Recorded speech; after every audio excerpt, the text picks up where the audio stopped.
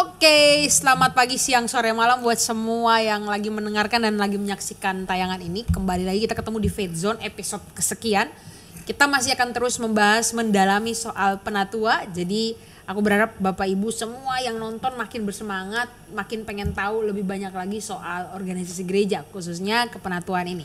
Nah, kalau kemarin aku ditemenin sama dua bapak-bapak yang baru, maka kali ini aku juga nambah lagi bapak-bapak, gak bapak, cuma nambah satu bapak gitu ya. Karena kali ini akan sedikit ekstrim, semoga gak ekstrim juga sih ya pembahasan ini. Jadi kita perlu banyak pendeta. Sebenarnya saya mau tambah 10 pendeta, tapi karena sulung cuma punya beberapa pendeta. Itu cuaca ekstrim. Cuaca ekstrim, jadi karena itu saya hanya ajak 2. Mungkin nanti berikutnya akan saya ajak lebih banyak lagi ya. Jadi saat ini kita sudah kehadiran Pak Hero, kita kasih tepuk tangan dulu, welcome Pak. Iya, kemarin udah ada Pak Hoven, udah ada Pak Alex, Pak Nathan, dan kita sekarang kedatangan Pak Hero gitu ya. Hari ini kita akan bahas sedikit banyak soal kriteria-kriteria nih. Nah, tapi sebelum kita bahas soal kriteria-kriteria, aku mau baca satu ayat dulu gitu ya. Satu ayat yang aku rasa ini perlu jadi pembuka, perlu jadi satu perenungan dan refleksi kita sambil dengerin ayat ini, sambil dengerin podcast ini. Saya bilang ayat. Oke, satu ayat aja, 1 Timotius 3 ayatnya yang pertama. Benarlah perkataan ini. Orang-orang menghendaki jabatan penilik jemaat, orang yang menghendaki jabatan penilik jemaat menginginkan pekerjaan yang indah. Jadi ada pekerjaan yang indah yang digaris bawahi gitu ya. Berarti kepenatuan ini harusnya menjadi satu pekerjaan yang indah gitu ya. Berarti ada pekerjaan yang tidak indah. Tidak indah. Iya. Nah, itu konsekuensinya begitu. ada yang Iya kan? tidak indah. Ya. Ada barang asli, orisinil, ada yang tiruan, imitasi. Ya. Berarti penatua ini pekerjaan yang Orisinil. Yang tidak indah apa? orisinal. Yang tidak indah itu Yang tidak jadi penatua. Penatua. Sudah penatua lagi. Yang tidak. Ini perempuannya aku udah bingung kayak mana sih. Perlu digarisbawahi. Yang tidak indah itu yang tidak jadi penatua. Yang penat dan tua. Oh, aku tahu. Yang tidak indah itu adalah penatua yang merasa penat dan tua. Iya. Yang penat dan tua. Ya. Tapi kalau penatuanya muda dan bersukacita, itu indah. Indah sekali. Gitu. Gimana ada mau nambahin nggak? Aku jadi bingung itu perbincangan ini. Oke. termasuk pendeta yang merasa penat dan merasa tua. Nah, itu tidak indah. Oh, Itu tidak Bung. indah. Mungkin bapak sini tampaknya muda dan bahagia ya. Karena kita sadar indah. Sadar indah ya. Sadar indah. Ya. Mungkin ada mau tambahin dulu sebelum kita masuk ke ini soal pekerjaan yang indah Yang ini Pak. indah-indah itu apa gitu kan ya? Iya, yang indah-indah ini Supaya, apa sih? Kita tahu ya. Jadi kalau kita melihat indah itu dari kata oregoo gitu ya. Yang artinya itu menjangkau, mengulurkan gitu ya. Atau ingin mendapatkan sesuatu ya. Jadi ketika dikatakan yang indah ya, itu nanti kan ya Pak Alex jelasin ya kenapa ada yang indah itu di tengah-tengah latar belakang ya. Paulus menulis itu ya. Tapi ada sesuatu yang mau dijangkau, sesuatu yang mau didapat ya. Ketika mau didapat, menjangkau, itu ada hati yang sungguh-sungguh penuh dengan kerinduan. Nah, berarti yang indah itu adalah ketika saya memiliki hati yang penuh dengan kerinduan yang luar biasa. Untuk Ya. kerinduan untuk Mengasihi Tuhan, Melayani kerinduan untuk melayani Tuhan gitu ya. Hatinya berkobar-kobar.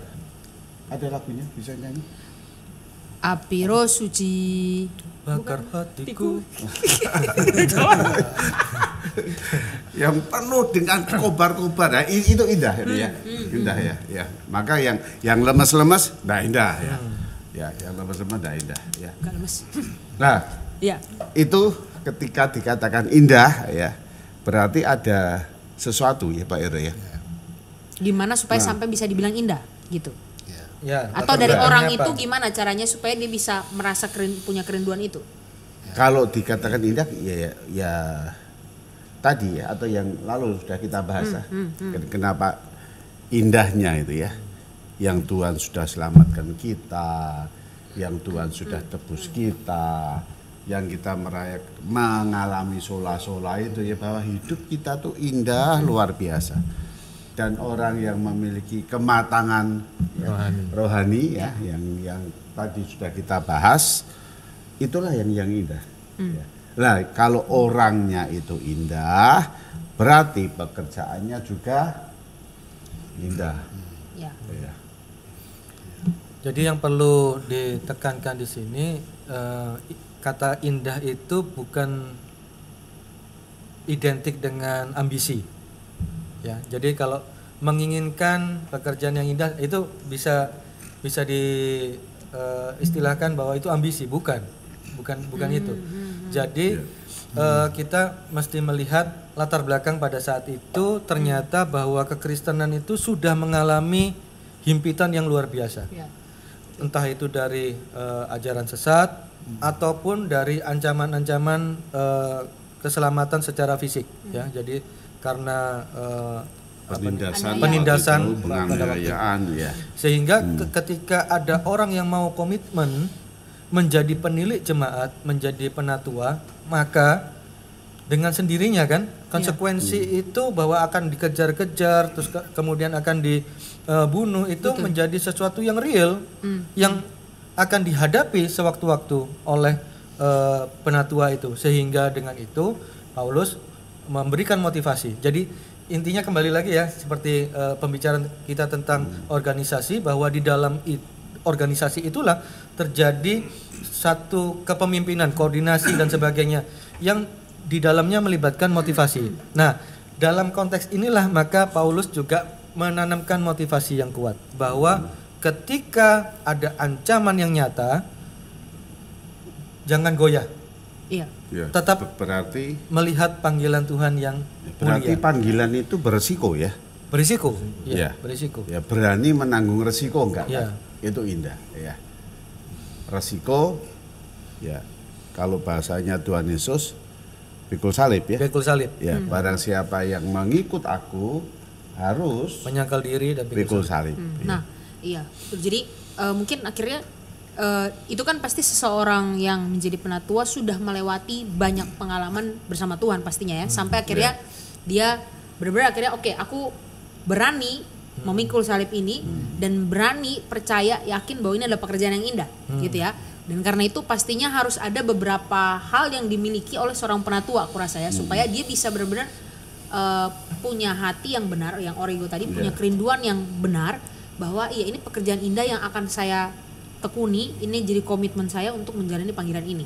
Nah, pastinya kan dia harus memiliki beberapa karakter supaya ini dong, istilahnya kan dia punya equipment kan, harus ada yang supaya dia bisa tetap fokus gitu. Minimal kan dia dalam dirinya itu. Barnes katakan satu kerinduan dari dalam hati yang sungguh-sungguh. Yes. Ya. Itu ya. Ya kayak orang jatuh cinta itu ya. Pak Iro pernah jatuh cinta. Ya kalau enggak dia nggak nikah sekarang. Ya enggak, maksud cerita sebentar gimana jatuh cintanya, lalu apakah dalam jatuh cinta itu ada kerinduan yang mendalam. Nah, itu yang indah ya. Yes. Iya, itu. Saya mau tarik ke belakang boleh ya? Boleh Pak. Nah, ke depan ya? Oh, narik Ke ke belakang. belakang. Tarik ke belakang. Kalau tadi Pak Alex Nah. bicara tentang konteks Rasul Paulus menulis itu ya. Tapi kalau kita mau tarik ke belakang, kalau tarik jauh sampai kepada penciptaan ya, saudara masih ingat ketika Tuhan selesai menciptakan, apa pandangan Tuhan? Tuhan berkata bahwa Tuhan melihat bahwa semuanya itu sungguh amat baik. Ya. Ya. Jadi pekerjaan yang indah itu adalah pekerjaan yang sungguh amat baik dalam pandangan Tuhan. Ya. Apa artinya sungguh amat baik itu? Sungguh amat baik itu adalah ketika manusia betul-betul pulih sebagai gambar Allah. Ya. Itulah sungguh amat baik. Sehingga menjadi seorang penatua bagi saya gitu ya, apakah ada tantangan atau tidak ada tantangan itu tetap indah. Ya. Ya. Apakah ada penganiayaan atau tidak ada penganiayaan, tetap sesuatu yang sungguh amat baik dalam pandangan Tuhan. Mengapa? Karena menjadi penatua itu yang saya hayati ya, itu adalah sebuah kesempatan yang Tuhan berikan untuk semakin serupa dengan Allah ya. semakin Yeah. segambar dengan Allah. Sedap. Ya. Yeah. Dan itulah yang bagi Tuhan sungguh amat baik dan indah. Itu kira-kira gitu Pak ya. Ya, jadi yang terus muncul kayak orang ya yang kita berkobar-kobar ya. untuk mengasihi Ya, terus Tuhan, ya. ya. Dan kalau dalam konteks itu pasti tidak ada hitung-hitungan untung rugi kan. Iya, betul. Ada, waduh kesana rugi waktu, rugi apa enggak ada. Saya juga mau menambahkan kalau penatua itu jika melayani jangan istilahnya cari panggung Iya. atau ingin dipuji orang. Kita harus benar-benar dari hati yang terdalam itu melayani dengan tulus. Biarlah nanti jemaat yang menilai semuanya itu. Pelayanan kita itu bagaimana. Iya. Padahal Itu panggungnya gede ya. Gede sekali Pak. Iya. Ya bukan di Solo aja bisa keluar dari Solo segala gitu. Iya. Jadi itu benar-benar kita jiwa kita gimana mau melayani sebagai penatua itu benar-benar dirasakan oleh jemaat bisa lebih luas lagi. Itu yang Maka kalau saya mengasihi seseorang, saya jatuh cinta seseorang, saya mati-matian untuk dia, yang sebetulnya kan dia yang diunggulkan kan, bukan sayanya kan. Ya. Jadi ketika saya penatua, siapa yang kita unggulkan? Ya, Tuhan. Ya. Karena saya mengasihi Tuhan ya. Jadi kalau saya diunggulkan, panggung saya dinaikkan, lah itu keliru ya. Ya, gitu, ya. Oke, kalau itu kita langsung aja Pak, Pak Hero kali ya. Kira-kira seorang penatua yang akan menjalankan dan berkomitmen dengan pekerjaan yang itu, kira-kira dia harus punya kriteria apa aja Pak? Ada dasar firman Tuhannya mungkin yang bisa di-sharingkan supaya bisa jadi Butuh dasar kriteria kita. gitu. Kira-kira nih orangnya harus kayak apa nih? Jadi kan maksudnya kita yang memilih pun selain Oh. kenal, kita tahu orangnya ini kira-kira kurang lebih baiknya seperti apa gitu kan? Ya berarti indah itu menuntut kriteria ya. Iya, ada kriteria. Ya gitu ya, Pak ya. Ada kriteria. Untung aku nggak salah ngomong. Hampir. Hampir. Ini pendeta-pendeta sebelah gue, bahaya. Kuasanya, auranya berbeda. Gimana Pak? Silakan. Ya, oke. Saya mau mulai secara umum dulu ya. Secara umum, saudara, setiap komunitas itu adalah penyelenggaraan hidup bersama dengan orang lain, betul ya? Ya. Ya. Nah, supaya penyelenggaraan hidup bersama itu bisa tetap bersama dan terselenggara dengan baik, maka harus ada tatanan, ya. Harus ada tatanan yang disepakati bersama, yang sifatnya mengikat satu dengan yang lain. Nah, saudara, dalam tatanan itu ada juga hal-hal yang unik, hal-hal yang khas, hal-hal yang dianggap penting, hal-hal yang ideal, yang dipandang indah itu tadi ya, yang sungguh amat baik itu di dalam tatanan itu. Ya. Nah, mengapa ada hal yang khas, yang unik, yang ideal, dan juga ada yang dipandang penting dan indah, supaya komunitas itu merasa ini loh identitas saya gitu. Ya. Ini loh identitas saya. Ya. Jadi saudara, kalau kita perhatikan gereja itu juga adalah penyelenggaraan hidup bersama, ya, umat Allah. Ya. Jadi apa yang diselenggarakan? Yang diselenggarakan adalah mengerjakan hal-hal yang ditugaskan kepada gereja dari Tuhan, dari Allah itu sendiri. Nah, jadi saudara, kalau kita melihat kalimat ini, maka sebetulnya gereja itu bukan hanya ruang di mana sesama umat Allah itu hadir, tetapi gereja itu juga ada Allah yang hadir di situ. Ya. Nah, saudara, ini bedanya komunitas gereja dengan komunitas sosial yang lain. Namanya aja umat Allah kan? Ya, namanya umat Allah. Umat Allah berarti kan Allah harus Berarti hadir. Allah hadir di situ. Iya. Bukan hanya hadir, tetapi dia menjadi pusat di situ. Ya. Allah itu menjadi pusat, bahkan dia bersama-sama menjadi subjek yang justru bekerja di dalam gereja itu ya. Ya, menjadi subjek ya. Karena itu Bapak Ibu Saudara sekalian, gereja itu lebih dari sekedar komunitas sosial ya, lebih. Tetapi gereja itu adalah komunitas spiritual ya, komunitas rohani ya.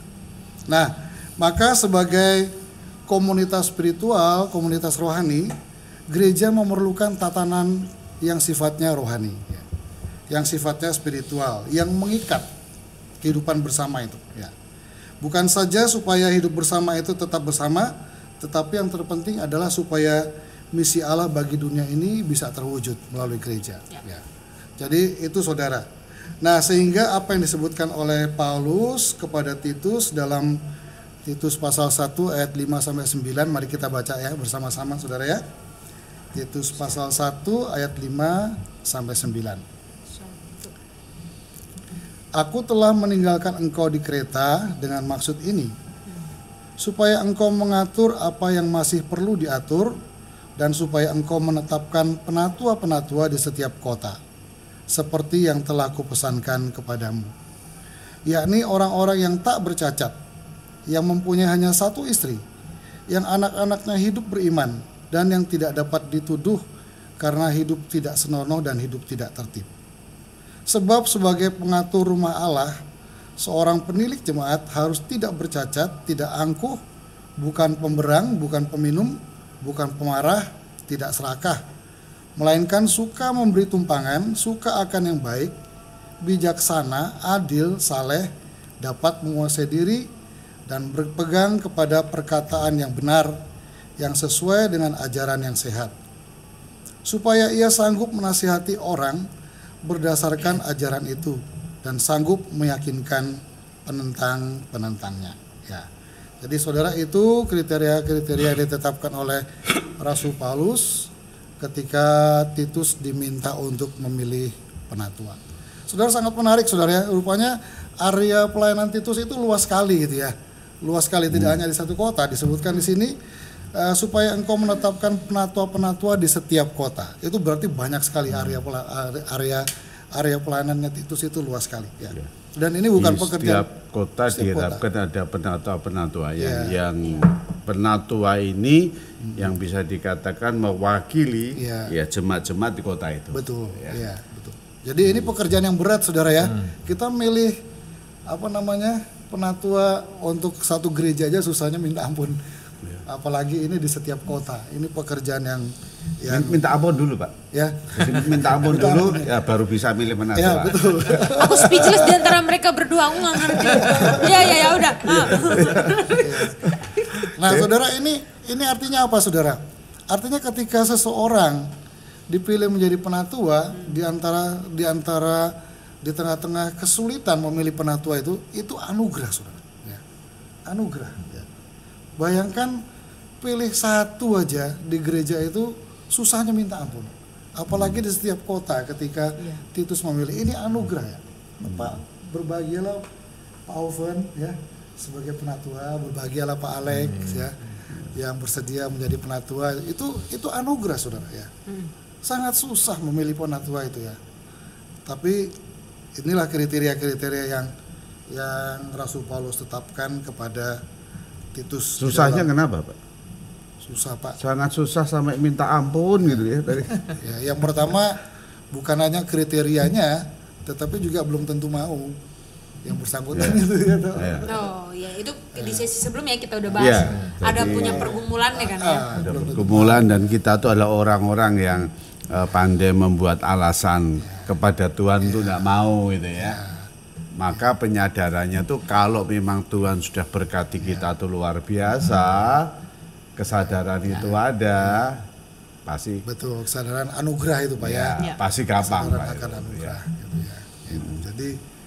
Jadi itulah, sekali lagi berbahagialah Pak Oven, Pak Alek, dan teman-teman penatua lain yang nanti. Saya juga berbahagia. Pak Nathan, saya berbahagia. Ojes bahagia.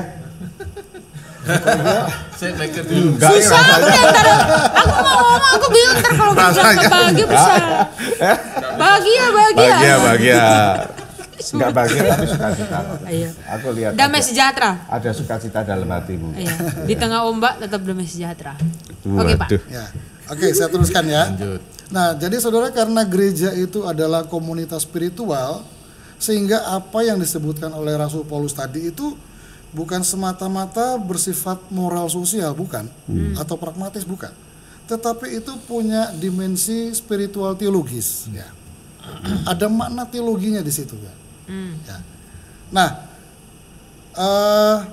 Yang menarik adalah saudara, tadi kita sebut bahwa setiap komunitas sosial itu punya tatanan, ya, harus punya tatanan, termasuk juga gereja itu punya tatanan-tatanan yang bukan hanya tatanan moral, sosial, tetapi juga tatanan yang sifatnya spiritual, teologis, gitu ya. Kenapa? Karena Allah hadir di situ, ya. Allah hadir di situ dan Allah menjadi pusat di situ, Allah yang bekerja di situ, Allah sekaligus sebagai subjek di dalam gereja itu, ya.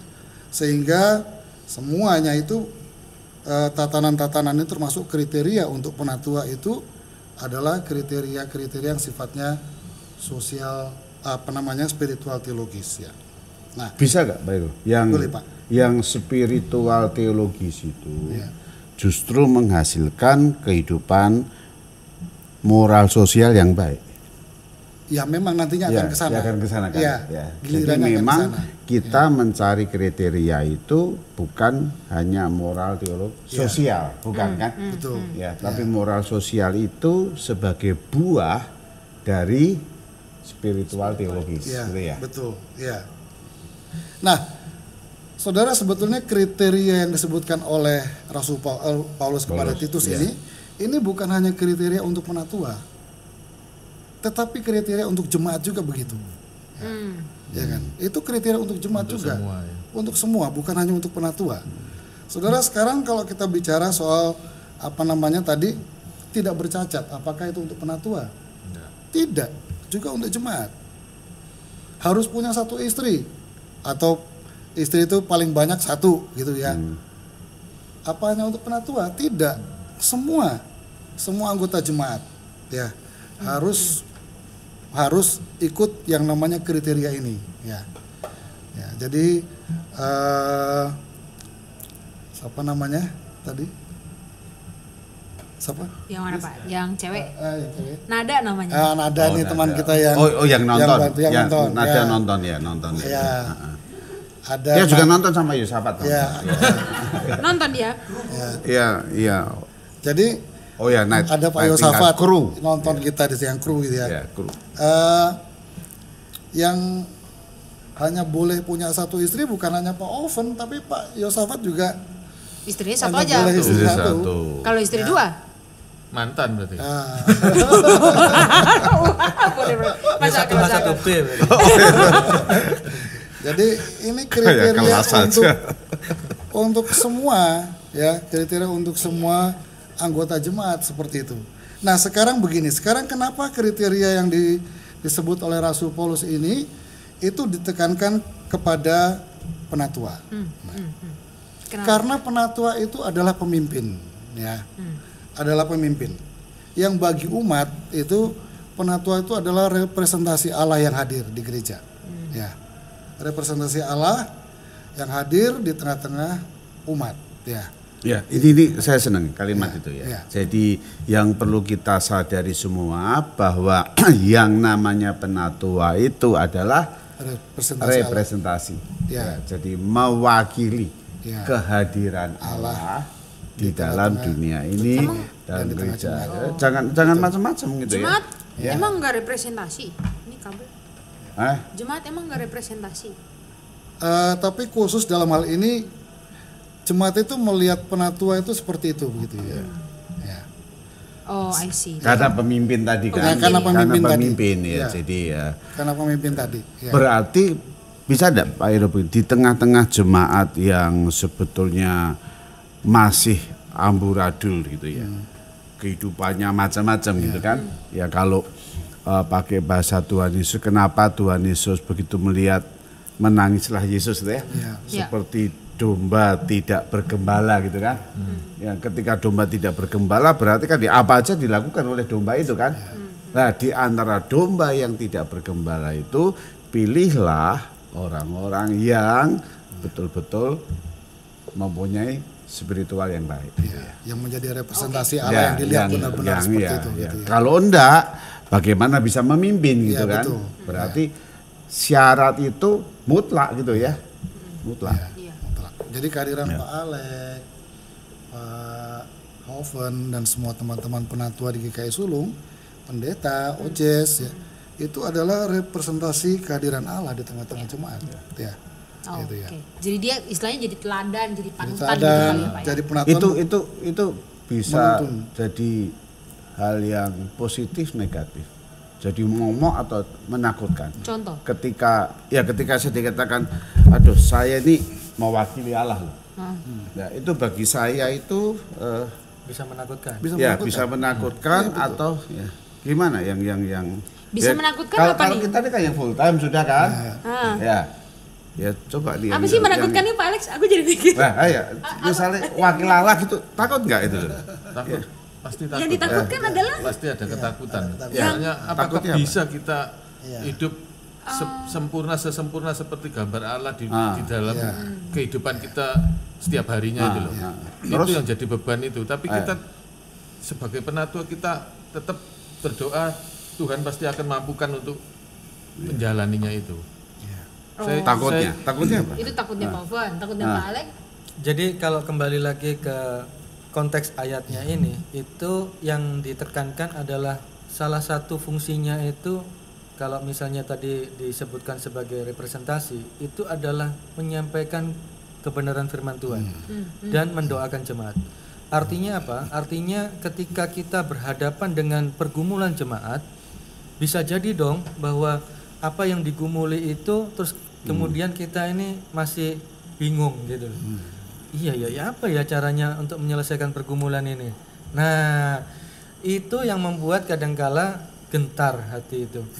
Begitu nyampe di hadapan jemaat memberikan menyampaikan pergumulannya, terus kemudian kita berpikir, iya ya, bagian mana yang harus saya sampaikan sebagai kebenaran firman Tuhan dan bagaimana saya mendoakan. Nah, itu.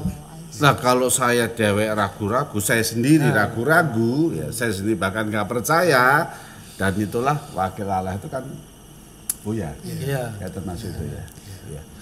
Tapi ada contoh ini konkret ya, betul ya.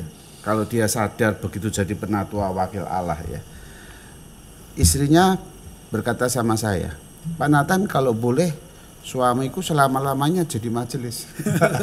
Aduh, gua atau tatak gereja derek. Oh ada ya. itu ya? Ada yang minta. Kenapa? Karena begitu dia sadar sebagai wakil Allah, hidupnya berubah. Ya. Setiap kali malam kalau pulang kerja mampir night club gitu ya. Punya langganan di sana gitu ya. Cara kerjanya sama karyawannya sama tukang-tukangnya, kebetulan dia adalah di bangunan ya. Udah kebun binatang biasa keluar semua gitu ya. Tapi begitu dia sadar saya penatua, langsung berubah. Yang tadi Pak Awan katakan bahwa berjalan dengan Tuhan gitu ya. Siapa yang bisa mempertobatkan orang? Ya.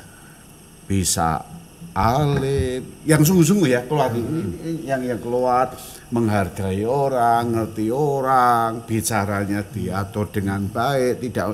Wah itu sehingga saya bilang ini loh kenapa ndak dari dulu lo jadi majelis ya gitu kan? Nah, ya berarti kita sekarang ngomong, kenapa ndak dari dulu kalian jadi penatua? Gitu loh. Asal habis itu nggak ngulang lagi, asal turun majelis nggak jadi pergi ke naik klub lagi. Balik lagi. Itu coba ditanya sekarang dia gimana? Masih jadi majelis? Apa ya? Orangnya. Udah turun. Nah coba tanya istri Turun sekarang. pelayanan. Ambil pelayanan Ya lagi. karena dia sadar Pelayanan bahwa di mana? hidupnya Di naik klub. Tuh. Lu nanti tanya di mana-mana. Oh, gua tahu orangnya. Istilahnya Gitu kan. back to school gitu Iya, kan ya. iya, tujuan tanya siapa. Mau lihat orangnya?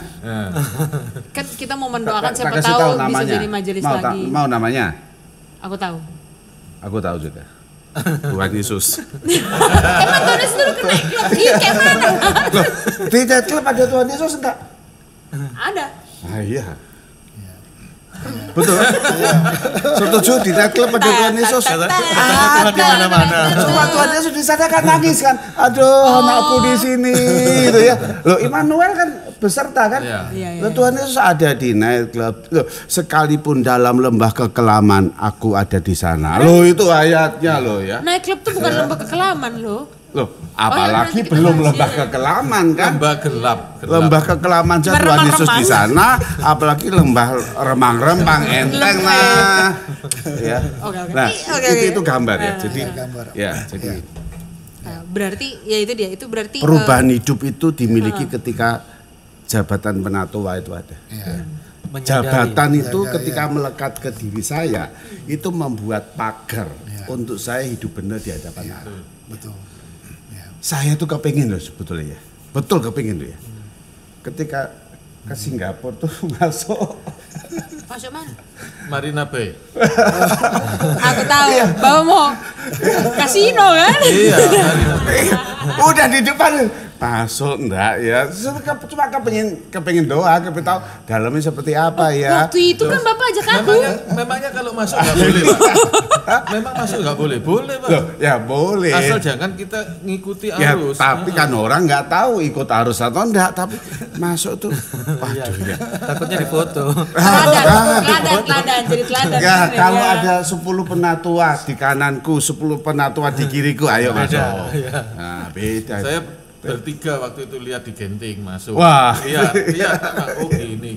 Ya, tapi orang kan gak tahu tuh foto Pak Ufet di sana Cuma pengen sama tahu aja gitu. apa. Ya. Tapi kan Tapi ada teman sepelayanan juga. yang ingin gitu saya loh. katakan ketika saya masuk di sana, ya saya katakan, pendeta ya. Pendeta itu yang membuat kaki saya tidak bisa melangkah, itu pendeta. Apakah memuliakan Tuhan atau enggak? Ya, jadi ketika sudah menjabat penatua, itu grace. Ya. Nah, ini yang mau saya sampaikan. Begini, saya dan Pak Nathan Ojes itu barangkali lebih mudah ya untuk hal seperti itu gitu ya. Kenapa lebih mudah? Karena kami hidup dalam satu dunia yang namanya dunia gereja, ya, yang namanya dunia spiritual, lebih mudah gitu ya. Jadi, enggak di dunia gelap ya Pak? Enggak. Jadi Ini batu gelap. Ini gelap. Saudara, dalam dunia spiritual itu, dalam dunia gereja itu banyak yang kontrol. Ya. Banyak yang kontrol. Ya. Seperti misalnya Pak Nathan tadi waktu mau ke mana tadi? Mana tadi Pak Nathan? Marina Bay. Marina Bay tadi ya. Itu sing foto kan. Saudara, banyak yang kontrol ya, pendeta itu ya. Tetapi kalau seperti Pak Oven dan Pak Alek, itu kan dunianya kan bukan cuma gereja. No problem masuk sana gitu ya. Bukan begitu. Dunianya kan bukan gereja, tapi ada dunia usaha, ada dunia hobi, ya. Kemudian ada dunia yang lain. Sekarang siapa yang kontrol Pak Alek dan Pak Oven di dalam dunia mereka di luar gereja? Siapa yang kontrol? Nggak ada. Yang kontrol adalah hati nurani mereka sendiri. Ya. Diri sendiri sama Dengan Tuhan Yesus yang jabatan penatua dan yang jabatan penatua melekat. itu ya. Ya. Itu. Di Yang situ kontrol itu. ya banyak Ya, ya. Aduh, saya ini penatua. Nggak gampang. Ya. Saya lebih mudah ya tanpa Nathan dan Ojes karena banyak yang kontrol. Tetapi kalau para penatua Tapi ini dia tidak pendeta, dia lebih mudah kita ya. Malah aku diam aja dari tadi mereka. kontrol dia gitu. Itu. Kan ada aku aja kan lo. Iya. Iya. Berarti itu berarti penatua itu satu panggilan yang sebenarnya baik akhirnya itu menolong kita untuk semakin serupa. Makanya sebenarnya untuk jemaat juga kan panggilan itu ya. Nah, kita kembali ke kriterianya Pak. Mungkin untuk kriteria mungkin jadi semakin dalam, bisa semakin jadi perenungan kita Pak. Ya, oke. Jadi sekali lagi kalau kita lihat kriteria tadi, di belahan dunia manapun ya setiap komunitas itu sebetulnya mereka membutuhkan representasi ilahi. Ya. Sebetulnya ya. Walaupun enggak nampak, mereka butuh keteladanan, butuh pola kehidupan yang tertata. Jadi saudara, ketika penatua itu hadir di hadapan umat, dia sebagai representasi kehadiran ilahi, dia menjadi pola sebetulnya ya, menjadi pola bagi hidup bergereja. Ya. Pendeta contoh. Jadi jemaat sebetulnya kalau melihat pola kehidupan bergereja itu tidak melihat peraturan-peraturan yang ditetapkan oleh gereja, bukan, tetapi dia melihat dari kehidupan penatua dan pendetanya. Hamba Tuhan itu ya. Patronnya ya, polanya ini. Jadi itulah yang jadi pola kehidupan bergereja itu. Bukan tata gerejanya sebetulnya yang dilihat. Pertama kali. Iya, makanya kadang tuh bilang penatua aja nggak dateng, ngapain aku dateng gitu kan ya? Maksudnya Bapak tuh akhirnya kayak gitu-gitu ya yang jadi penatua harus datang. Dengan lain kata, tapi datangnya dengan sukacita kan, pekerjaan yang indah. Gitu ya. Dengan kesadaran. Iya. Loh, aku datang tuh bukan karena tugas loh ya.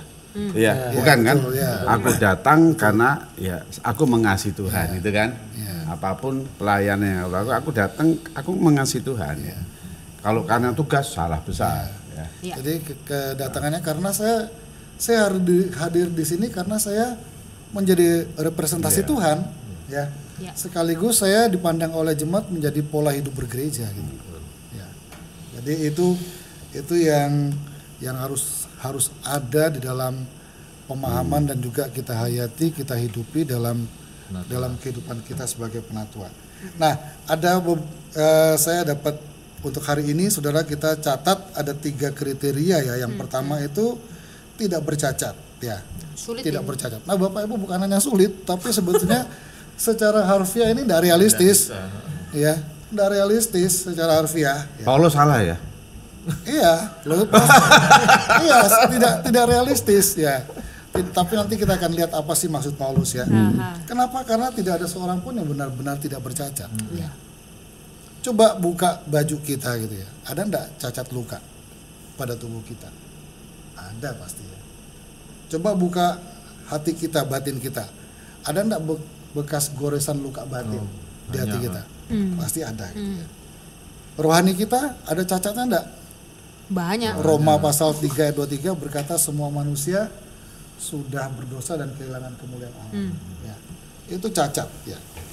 Nah, saudara, memang kalau dalam kehidupan sosial ya atau dalam pandangan hukum, istilah tidak bercacat ini artinya tidak cacat hukum ya. Tidak ada kasus-kasus hukum yang kita yang sedang terjadi pada dialami oleh sang penatua itu. Tetapi saudara, kita mesti ingat ini bukan hanya soal kriteria hukum, tetapi ini kriteria spiritual dan teologis. Ya. Artinya apa yang dimaksud tidak bercacat itu? Saudara, yang pertama adalah ini bicara soal status kita ya. Status kita sebagai orang benar dalam pandangan Tuhan. Ya. Orang benar dalam pandangan Allah artinya orang yang sudah dibenarkan oleh Allah gitu. Ini orang yang sudah lahir baru ya. Jadi ketika Rasul Paulus bicara soal tidak bercacat, itu orang yang sudah mengalami hidup baru di dalam Kristus, yang dibenarkan oleh Allah ya. Juga bukan hanya itu, tetapi juga dia berusaha memelihara hidup yang kudus di hadapan Tuhan ya. Hidup tidak senonoh dan tertib, hidup yang menjaga integritasnya ya.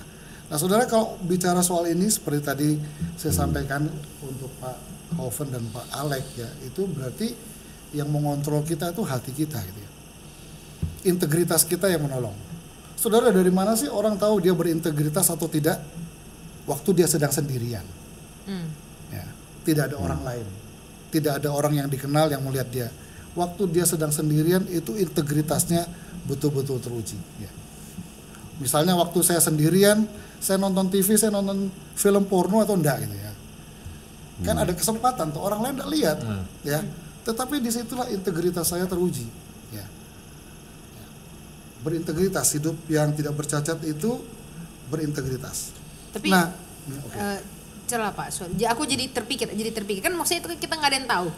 Misalnya let's say lah, kita nggak ada yang tahu misalnya penatua yang terpilih itu ternyata dia nonton film porno, edik gitu kan, ketagihan. Kita nggak ada yang tahu kan, nggak ada yang tahu. Tapi dia terpilih karena dia nampaknya baik-baik saja. Itu gimana kita meresponinya? Aku jadi tiba-tiba berpikir, misalnya ada penatua muda nanti one day kan, anak-anak muda sekarang kita nggak ada yang tahu, nggak bisa kontrol juga. Mungkin ada yang edik dengan pornografi dan lain sebagainya, itu kita nggak bisa kontrol Pak. Bagaimana akhirnya dia misalnya kan disuruh bergumul ya dengan kepolosan dan kedagingannya, oke, saya mau jadi penatua gitu. Itu gimana ya kita merespon? Apakah ya udah itu akhirnya biar Tuhan yang mengatur dia, atau sebenarnya apa yang bisa kita lakukan? Ataupun itu yang dia tahu kan, dia sadar tapi ada edik gitu ya, ada ketergantungan. Ya, kecanduan. Tapi ya, ya Tuhan ini kadang-kadang mesti nggak bisa lepas, yang kadang-kadang jatuh bangun gitu ya. Tapi dia tahu bahwa ketika yang dilakukan itu nggak benar. Saya pikir kalau saya ya, dia sadar atau saya sadar yang saya lakukan itu tidak benar. Ya, karena habits itu sudah di otak kita tuh luar biasa. Dan membuang itu ya betul-betul hanya anugerah Tuhan yang luar biasa. Ya, ketimbang saya tetap menikmati. Nah kalau yang saya tetap menikmati itu yang bahaya. Itu bahaya. Ya. Saya punya teman SD dulu saya tuh kalau yang namanya BF tuh kan udah menakutkan apa kan. sih BF, best friend? BF best friend. Oh ya ampun, Blue Veil. Ya, Blue Veil. Oh ya, oke sorry, Nggak, aku terlambat. kenapa kok dikatakan blue gitu ya? Kok enggak black? Aku juga kenapa? Black film kan gelap, tapi Soalnya kok waktu blue? nonton matanya biru tuh. Oh gitu ya. Aku nggak kuat sama mereka loh. Perlu kita teliti satu sesi ya. Kok enggak black film, blue film gitu ya. Nah dari situ sahabat saya ini ya, hanya melihat rambut cewek ketinggalan di kursi dia apa, oh dia sudah terancam luar biasa, terangsang luar biasa, maju bayang macam-macam ya. Ya, nah dia itu sama-sama punya panggilan, ya, guru sekolah minggu loh ya, ya, tapi sudah gelapnya yang nggak ada orang tahu itu kan, ya. Taunya setelah gede bertobat kan. Bahkan jadi penatua masih begitu. Ya. Tapi betul-betul dia nangis sampai minta ampun Tuhan. Ini tahu kira-kira berapa? Ya, 40 tahun baru dia bisa menguasai itu. Dan sekarang dia betul-betul bebas. Luar biasa. Tapi dia sudah jadi penatua yang berkali-kali, pelayanannya bagus, dedikasinya bagus, semua bagus, tapi ada yang sisi gelap yang dia masih bergumul gitu ya. Saya kira posisi itulah yang anugerah Tuhan akan terus bekerja ya. Berarti dia gak apa-apa selama dia mau berproses dengan dosanya Ya, itu. ya. Karena proses dosa itulah pertobatan kan. Iya. Bertobat itu kan bukan kayak balik tangan itu saya selesai, enggak kan. Iya, Iya. jatuh bangun. Darah daging kita tuh sudah berdosa loh ya. Ini dosa tuh melekat terus di sini. Bangun. Dan yang penting Matikan, lagi itu ya. sebetulnya mengoptimalkan potensi tadi kan godaannya kan datang justru istilahnya Pak Hero dalam kesendirian. Sehingga sebetulnya di dalam kemajelisan itu sudah dihandle masalah itu, yaitu dengan adanya kelompok. Artinya apa? Kita mengoptimalkan bagaimana kita tidak sendiri, melainkan berada selalu di dalam komunitas. Karena komunitas ini adalah komunitas yang terus berproses juga, gitu loh. Mereka sama punya pergumulan di dalam kelompok kita ya. Di dalam kelompok ada ABCD begitu ya. Yang realitas sekarang ya, itu ada kelompok ABCD. Mereka yakinlah kita pasti punya pergumulan masing-masing kan. Iya. Tapi selama kita bisa mengoptimalkan kehidupan di dalam komunitas itu, maka otomatis kesendirian tadi semakin terkikis. Ya, Semakin memberikan kesempatan untuk kita. Kelompok itu mampu membuat bonding kan. Betul. Ya. Kalau bondingnya nggak terjadi, tetap sendiri. Tapi ketika terjadi, walaupun saya sendiri, saya ingat loh ini ada teman-temanku nih. Nah, itu bondingnya. Oh, I see. Berarti Aku nggak akan melakukan apa, ini temanku ada. Walaupun saya seorang diri kan. Karena bonding itu ada ya. Maka tuh selalu kelompok kecil persekutuan itu kan harus sampai begitu. Bukan sekedar kumpul kan. Kalau kumpulnya makan-makan doang ya senang bawa makan.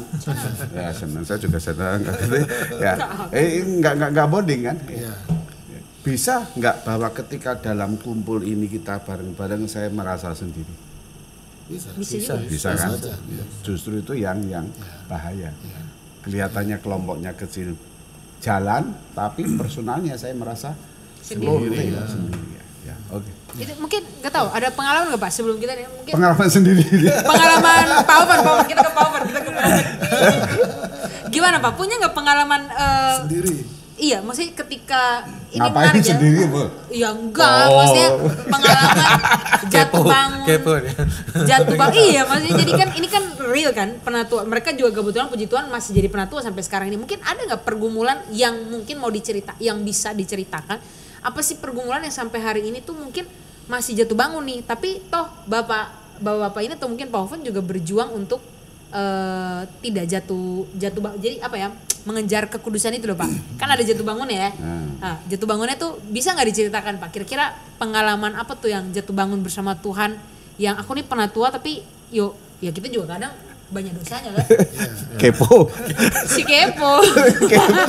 Mulai. Siapa suka Kos? Tunggu habis ini Pengalaman sebentar. pribadi saya yang, boleh nggak, Pak? yang jatuh bangun itu saya tidak bisa menguasai diri. Umpamanya ya dendam. Apa? Dendam. Oh, dendam. Rasa sakit hati gitu, terus tak simpen meskipun itu kan tidak bagus juga. Gitu loh. Iya. Tapi saya yang bisa menguatkan saya dalam menjalani kepenatuaan saya ini ya satu ayat aja, Matius 6:33. Apa tuh? Carilah dahulu kerajaan Allah dan kebenarannya, maka semuanya akan ditambahkan. Ditambahkan itu maksudnya bukan materi ya, buat saya bukan. Ditambahkan itu hikmat Tuhan menambah saya untuk menjalani kepenatuannya ini bisa berjalan dengan baik, dan kemampuan saya untuk berelasi dengan jemaat atau sesama penatua bisa berjalan dengan baik. Itu yang maksud saya ditambahkan pada saya itu. Jadi dendamnya pun juga akhirnya pelan-pelan Bisa terkikis juga ya Pak ya? ya, Terkikis juga. Oh, I see. itu yang saya Keren pegang itu. loh ini. Baru aku tahu di dalam rekaman nih. Mantap Pak. Ada pengalaman ya mestinya? Dia ada Ya, real. nggak senang sama kamu. Jadi sebenarnya Pengalaman iya, real. dendam Senang sama sama kita lagi kamu. ya. Dendam ya. Oh, nah kalau Pak Alex mungkin ada pengalaman ada jatuh bangun. Ya, dendam. sama. Jadi intinya sebetulnya sama seperti, anggaplah seperti gelas ini gitu ya. Di dalam ada kotoran begitu ya. Ketika saya tuang sesuatu yang baik terus, air terus, lama-lama dia keangkat, kebuang. Ya, ini hal seperti itu yang dirasakan juga dalam kehidupan saya ketika dalam pelayanan. Contoh. Pak. Contoh. Contohnya, konkret kita. Itulah ya. kenapa kita panggil. Jadi pada prinsipnya mirip ya. Hampir semua ketika orang di dalam dunia usaha itu salah satunya adalah ketika kita harus berkompetisi. Mau tidak mau dong ya. Namanya orang usaha itu ya pasti ada yang pengusaha yang lainnya kompetitor. Kan tidak mungkin terus kemudian bebas sama sekali satu-satunya. Nah, dari situ kita ketika berrelasi dengan Tuhan, kita tahu, oh memang ini bukan istilahnya kalau kami di pedagang itu bukan rezekinya. Ya udah. Tak perlu sampai menuntut, marah, sampai menjatuhkan dan sebagainya. Buat apa? Toh nanti kalau memang itu adalah kebutuhan keluarga atau kebutuhan saya, pasti Tuhan akan cukupkan dengan cara yang lain. Iya, betul. Dan itu belajarnya juga dari pelayanan. Ketika berelasi begini sama-sama talentanya, terus mungkin loh ada orang yang melihat, oh Pak Oven pelayanannya lebih baik daripada saya, begitu kan, dan sebagainya. Itu kan akan memicu. Tapi ketika saya belajar itu di sini, nah ketika di luar sudah menjadi lifestyle, sudah menjadi gaya hidup. Itu. Ya itu kan sama seperti Yakub ya. Yakub yang merebut berkat sebetulnya untuk dia, tetapi dia rebut belum waktunya. Sehingga hidupnya kan malah susah gitu toh. Dalam perjalanan berikutnya ya. Sehingga Yakub waktu ditanya oleh Firaun, bagaimana hidupku? Dia bilang hidupku itu tidak ada baiknya, semuanya susah gitu ya. Ya kan? Karena dia merebut berkat yang sebetulnya sudah gara-gara bubur ya. Kacang merah ya. Habis itu kita juga ada bubur. Ya. Bubur ayam tapi kita bubur ayam. Oke. Itu soal tidak bercacat. Jadi soal tidak bercacat ya. Semoga by prosesnya kita bisa mungkin bisa lanjut Pak. Tapi tetap gini ya Pak Iris. Kalimat tidak bercacat itu sesuatu yang tidak menakutkan. Iya, Iya. betul. Iya. Kenapa? Karena kita sudah Iya. tadi kan Sudah dibenarkan. sudah hanya karena anugerah, Iya. ya kan? Gereja hanya karena anugerah ya. Karena tidak bisa pakai alasan tadi Oven kan pakai kali ini karena dia belum bertobat sih ya. Belum bertobat. Jadi saya belum baik, saya masih nakal gitu kan. Saya nggak layak, hidup saya masih banyak cacatnya. Kalau nuruti begitu sampai kapan? Ya karena kita nggak mungkin sempurna gitu kan. Iya. Sama seperti lagunya Bu Rahmiati ya. Semua karena Anugerah. Coba nyanyi. Iso. Saya makin mengerti proses itu ya, Bapak saudara-saudara ya. Makin mengerti proses itu waktu saya renovasi rumah. Ya. Jadi waktu renovasi rumah itu setiap kali saya masuk ke situ itu berantakan gitu ya. Berantakan, berdebu, tidak nyaman gitu ya. Sehingga saya nggak betah lama-lama di situ ya. Paling lama 10 menit sampai 15 menit saya sudah pulang. Karena tidak tahan dengan situasi yang berantakan begitu ya. Nah kadang-kadang saudara kita tuh melihat diri kita sendiri itu berantakan gitu ya. Melihat orang lain tuh berantakan ya kan. Tapi sebetulnya dalam pandangan Tuhan kita sedang diproses untuk menjadi rumah Tuhan yang sebetulnya sudah Tuhan rancang gitu ya. Pada waktu kita melihat prosesnya itu memang tidak enak, berantakan. Ya. Siapa sih Bapak Ibu yang tidak melihat berantakannya saya? Ada pasti, anak-anak tuh melihat berantakannya saya juga gitu ya. Maka saya melihat berantakannya orang lain, jemaat melihat juga gitu ya. Tetapi saya makin menghayati ketika saya renovasi rumah itu, oh Tuhan ini sedang proses dia ya. Buat kita barangkali berantakan, tapi dalam pandangan Tuhan itu ternyata sebuah proses, sebuah progres ya, sebuah kemajuan yang nanti ketika jadi baru kita kagum, oh jadinya begini toh gitu. Jadi jangan takutlah dengan yang namanya berantakan kita ya. Itu bagian dari proses yang memang firman Tuhan itu jujur ya. Firman Tuhan itu jujur yang memang mau membongkar kita gitu ya. Oh, memoles kita. Ya, membongkar kita sampai berantakan kita itu ketahuan. Yang penting gitu ya. berarti diri kita mau dibongkar oleh Tuhan gitu kan. Sehingga proses terjadi. Kalau tidak mau dibongkar ya udah ya nggak akan bisa ya. Tetap cacat ya, tetap cacat itu ya. Oke, mungkin kita Mungkin sampai tidak bercacat aja ya. sampai tidak bercacat, Yang tambah lah satu boleh kali ya, suami dari satu istri. Wah, panjang itu. Panjang ya. Berarti kita coba Saya mau masuk ke suami dari istri satu ya? istri. Masuk ke situ boleh ya? Sempat nggak Pak? Boleh. Sempat Pak ya? Sempat kita tanya dulu, izin dulu ya. ke belakang. Iya. Jadi begini saudara, sekali lagi tadi saya katakan bahwa kriteria ini bukan hanya kriteria moral gitu ya. Jadi suami harus punya satu istri itu bukan cuma semata-mata moral, ya, bukan semata-mata moral, bukan juga semata-mata pragmatisme. Oh kalau punya istri banyak merepotkan gitu ya, bukan. Tetapi ini juga bicara tentang teologis, saudara, hal teologis. Kenapa, saudara? Memang dalam konteks jemaat mula-mula itu biasanya yang dipilih menjadi penatu adalah mereka yang sudah menikah, ya, dan hanya boleh punya satu istri. Ya. Ini menunjukkan apa? Menunjukkan bahwa gereja itu berpihak kepada monogami, ya, dan dengan tegas menolak poligami. Ya. Walaupun pada waktu itu poligami itu dianggap sah secara budaya dan sosial, ya, pada waktu itu. Tetapi saudara, pertanyaannya kemudian, kenapa Alkitab kok berpihak kepada monogami? Itu kan pertanyaan lebih dalam yang mesti kita gali, ya. Mengapa gereja berpihak kepada monogami? Saudara, sekali lagi ini bukan sekedar soal moral dan pragmatis, tapi juga bersifat monoteis. Apa artinya, saudara? Artinya bahwa gereja itu setia kepada monoteisme, ya, kepada satu Allah. Ya. Saudara, monogami itu patronnya siapa? Atau apa patronnya bagi monogami itu? Patronnya adalah monoteisme. Ya. Ya. Monogami itu, ya.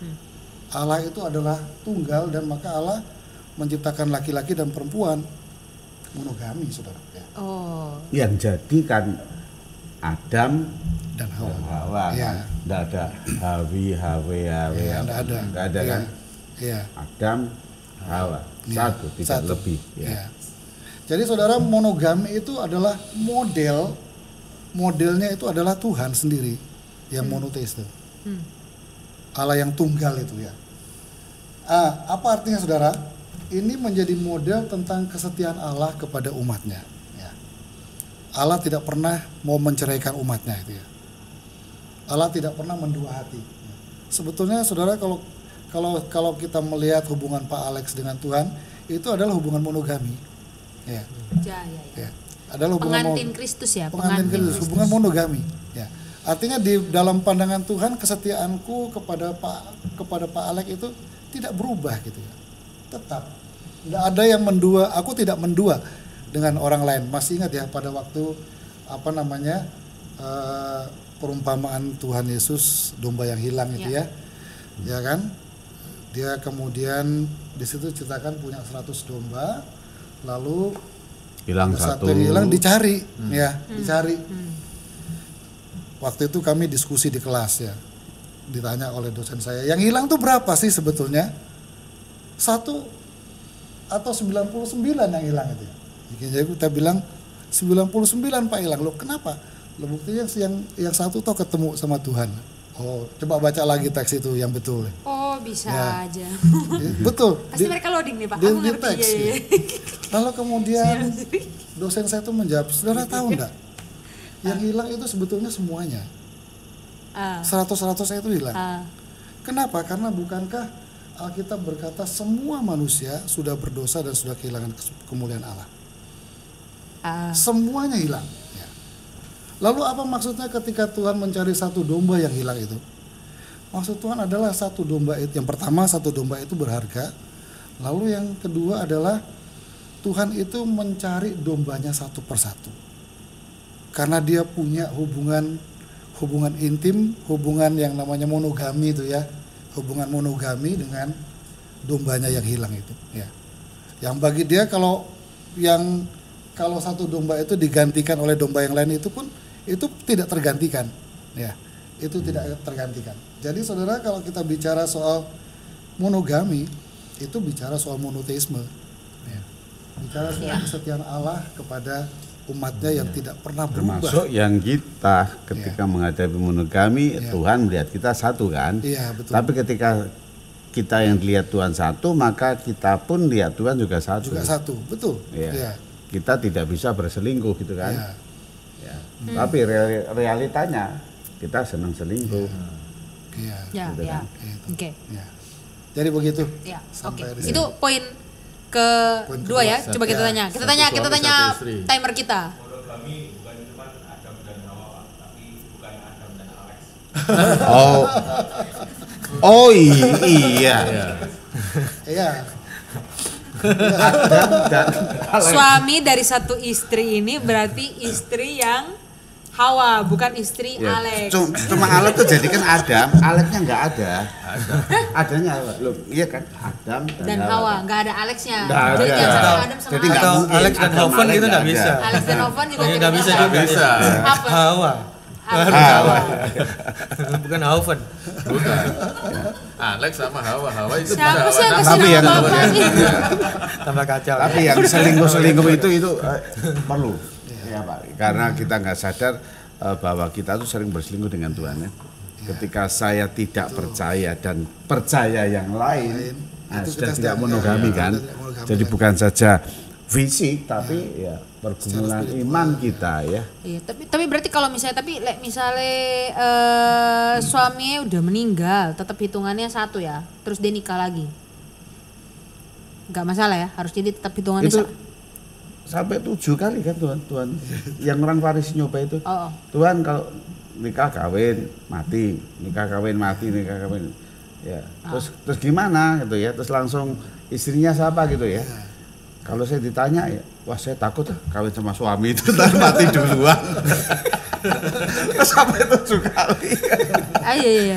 Tapi nggak masalah ya berarti ya. Kalau misalnya itu tuh maksudku kalau misalnya dia let's say dia kalau meninggal mungkin aku rasa masih bisa kalau misalnya dia cerai hidup. Iya. Orang Yang itu jadi cerai masalah hidup. itu kan kalau itu sudah yang bisa. sudah masuk sebagai contoh tadi ya, contoh bahwa kalau salah satu pasangan itu meninggal, ya pasti nggak masalah. Terus maksudnya Tapi meninggal kalau terus dia dibuat meninggal masalah loh ya. Ya. Yo. Iya, mau masalah serius kan, dibuat meninggal lalu Tapi kalau meninggal terus dia nikah lagi nggak masalah. nggak masalah kan satu. Oh iya karena satu udah hapus Ya, jadi satu. ulang. Oke. Tapi kalau Ini misalnya meninggal lagi, nikah lagi juga nggak masalah. nggak masalah. Oh iya oke. Jadi istilahnya kalau cerainya meninggal it's okay. Tapi kalau misalnya dia cerai hidup, boleh nggak? Jadi maksudnya cerai hidup misalnya udah 10 Lo kan masih tahun, hidup kan 15 ada tahun. dua. Oh. Nah itu ada yang namanya kalau dalam istilah teman-teman saya gitu ya, mereka bilang begini, monogaminya serial atau paralel? Bisa begitu teman bapak, jago kali. Seri sama paralel bedanya lah. Monogaminya sinetron dan Kalau bersambung. paralel itu kan menikah lagi tapi istrinya cerai gitu ya. Nah itu paralel, gitu. Tapi ada monogami yang serial, misalnya menikah lagi karena Meninggal. pasangannya meninggal, itu serial. Oh serial. Jadi Kalau yang Alkitab tuh seri 7 ya. Seperti tersanjung dong. Seri 7.